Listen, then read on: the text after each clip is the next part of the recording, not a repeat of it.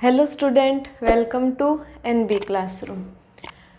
आज की क्लास में हम थोड़ा एग्ज़ाम के रिगार्डिंग चर्चा कर लेते हैं। यानी हमारे जो चैप्टर 2022 की परीक्षा में आएंगे वो हमने अब तक की क्लास में कवर कर लिए हैं। यानी जो चैप्टर केमिस्ट्री के आएंगे, जो बायोलॉजी के आएंगे, जो फिजिक्स के आएंगे और अदर पोर्शन के आएंगे, तो वो सारे हमने देखिए नवंबर मिड के अंदर कंप्लीट करी है। हमारे लिए बहुत ही एक अच्छी बात है कि नवंबर मिड में हमारा सिलेबस कंप्लीट हो गया है। यानी जैसे बोर्ड का एग्ज़ाम होता है वो मार्च में होता है लगभग, तो देखिए टोटल लगभग 4 महीने हमारे पास में शेष हैं। तो इन 4 महीनों में तो देखिए अब कितना टाइम है, हम कितनी बार इसको रिवाइज़ कर सकते हैं। नेक्स्ट जैसे हमें पता ही है दिसंबर में हमारे हाफ ईयरली एग्ज़ाम होते हैं, तो उस एग्ज़ाम से भी देखिए लगभग 15-20 दिन पहले आपका सिलेबस कंप्लीट हो गया है और क्लासेस भी एकदम रेगुलर रहे हैं और एक शॉर्ट टाइम पीरियड में हमने हमारा सिलेबस कवर कर लिया है। अब बात करें आपकी प्रिपरेशन की, तो देखिए हाफ ईयरली एग्ज़ाम 15-20 दिनों के बाद होने वाला है, तो आप उस एग्ज़ाम को ऐसे हाफ ईयरली एग्ज़ाम के तौर पे मत दीजिए। आप उस एग्ज़ाम को अपनी वार्षिक परीक्षा की तैयारी के रूप में दीजिए कि कितना हमने सिलेबस कवर किया है, कितना अभी तक सीखा है, उसे हम कैसे पेपर में प्रेजेंट करके आएंगे, उसके अकॉर्डिंग आप अपना एग्ज़ाम तैयार कीजिए। और फिर क्या कमी रहती है इस हाफ ईयरली एग्ज़ाम में, उसको आप एनालिसिस कीजिए ताकि आप वार्षिक परीक्षा में जो आपकी कमियां रह गई है उन कमियों को आप पीछे छोड़ पाएँ और एक अच्छा स्कोर कर पाएँ और अपना नॉलेज भी अच्छे से बढ़ा पाएँ। नेक्स्ट अब हम बात करते हैं हमारी क्लास की कि हम अभी नेक्स्ट क्या पढ़ने वाले हैं। तो देखिए जो हमारे 3-4 चैप्टर शेष रह गए हैं वो हम आगे की क्लास में कवर करेंगे।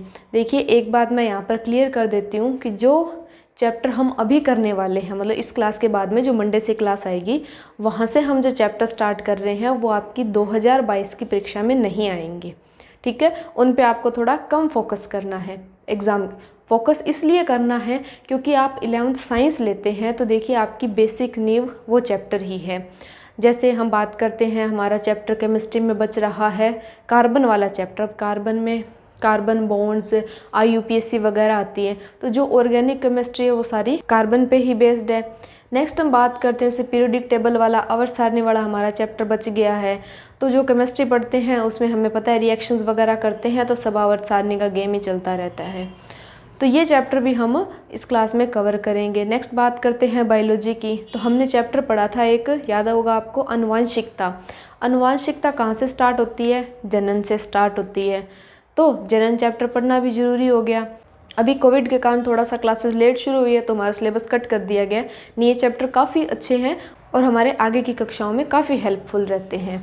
तो स्टूडेंट्स हम अभी आगे नेक्स्ट क्लास में इन्हीं चैप्टर को कवर करने वाले हैं।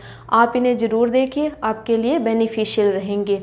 लेकिन साथ के साथ आपको जो अब तक हमारा कोर्स कंप्लीट हो गया है उसको आपको बहुत ही अच्छे से कवर करना है। और मैं बीच बीच में आपको रिवीजन करने के, कैसे रिवीजन करना है, किस पार्ट पे आपको ज़्यादा फोकस करना है।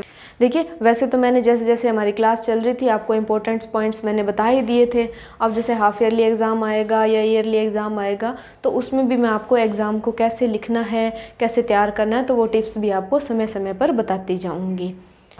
नोट्स तो आपने साथ के साथ बना ही लिए होंगे, तो बस अब आपको कुछ नहीं करना, अपने नोट्स उठाने हैं, उनको रिवीजन करना है और जितनी प्रैक्टिस आप कर पाएँ लिखने की प्रैक्टिस ज़रूर करें। और एक चीज़ तो मैं आपको बोलती हूँ कि आप जिस चीज़ को समझ रहे हैं उसका एक डायग्राम बनाएं।